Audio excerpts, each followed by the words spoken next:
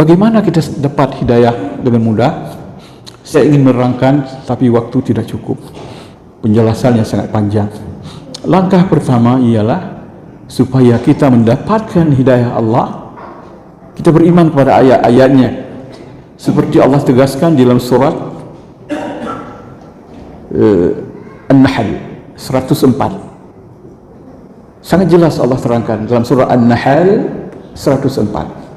Innal ladzina la yu'minuna bi ayati Allahi la yahdihimullahu wa lahum 'adzabun alim. Sesungguhnya orang-orang yang tidak beriman kepada ayat-ayat Allah, Allah tidak akan memberi petunjuk kepadanya. Wa lahum 'adzabun alim, dan mereka karena tidak beriman akan mendapat siksaan yang paling pedih di dalam hidup ini dan di akhirat nanti. Risiko tidak beriman. Seakan-akan Allah melalui ayat yang saya bacakan tadi membatasi jalan menuju hidayah, yaitu hanya melalui keimanan kepada ayat-ayatnya. Ayat-ayatnya yang dapat mengantarkan kita kepada kebenaran dan dapat memperkenalkan kita kepada Allah sebagai sumber kebenaran. Itu ada beberapa ayat. Pertama, al-ayatul Qur'aniyah, ayat-ayat Quran ma'adilalatiha, dengan berbagai indikasi ayat Quran ini. Yang kedua, al-ayatul kauniyah, ayat-ayat Allah yang ada di alam raya ini, matahari, bulan, sungai, semuanya ini ayat-ayat kauniyah.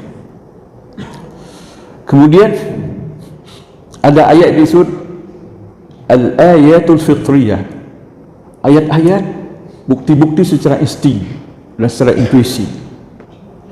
Kemudian ada al-ayat at-tarikhiyah, ayat-ayat dan bukti-bukti yang bersifat sejarah. Jadi kita akan mengenal kebenaran ini dan mengenal sumber kebenaran itu Allah pertama melalui Al-Quran. Al-Quran kalamullah, al-ayatul natiqah. Al-Quran adalah kalam Allah, itulah ayat-ayat yang bersuara, yang berbicara dengan kita.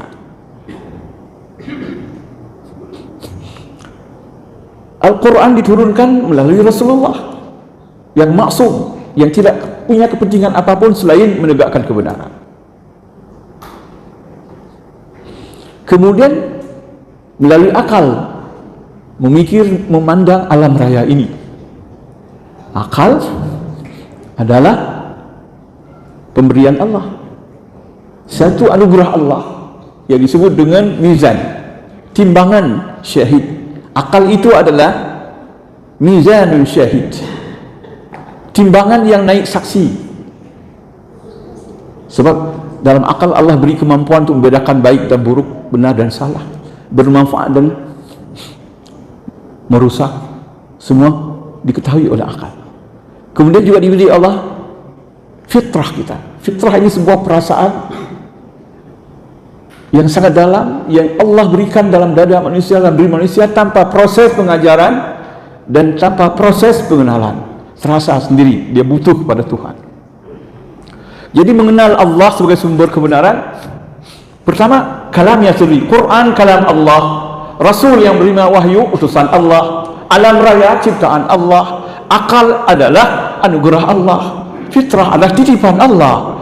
Kelima-lima ini mengantarkan kita kepada kebenaran, dan ia tidak pernah berlawanan, semua sejalan, karena lima-lima ini berasal dari satu, Allah.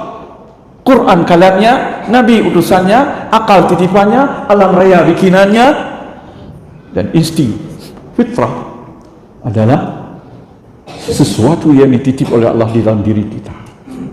Dengan ini kita akan mengenal kebenaran dan pasti itu benar. Kalau ada agama tidak dapat menunjukkan kelima unsur ini, itu tidak benar agama itu. Antara ayat dengan bukti yang adalah alam raya bertentangan, itu bukan. Sebab tidak boleh bertentangan antara ayat Allah kalamnya dengan ciptaannya. Kalau bertentangan, itu bukan ayatnya. Itu juga bertentangan dengan akal yang sehat. Bukan. Jadi Allah SWT telah mengajarkan kita satu kebenaran agar kita mengenal dirinya yang benar dan sumber kebenaran. Wadzalikumullahu rabbukumul haq. Dalam surat Yunus ayat 32 Allah menyebutkan, "Fadzalikumullahu rabbukumul haq." Itulah dia Allah Rabbmu, al-haq yang benar dan sumber kebenaran. Fama ba'dal haqqi illa dhalal. Tidak ada apa-apa lagi setelah kebenaran kecuali kesesatan. Setelah kebenaran tidak ada apa-apa kecuali kesesatan. Fa'ana tuswafun. Tapi kenapa kalian bisa ditipu, bisa digoyahkan, bisa dipalingkan? Tidak ada apa-apa setelah kebenaran kecuali Allah. Itu firman Allah dalam surat Yunus ayat 32. Jadi kaum muslimin berbahagia, insyaallah. Kalau kita perhatikan ini dengan baik, kita akan sampai kepada kebenaran. Kebenaran yang pertama adalah mengenal Allah itu sendiri.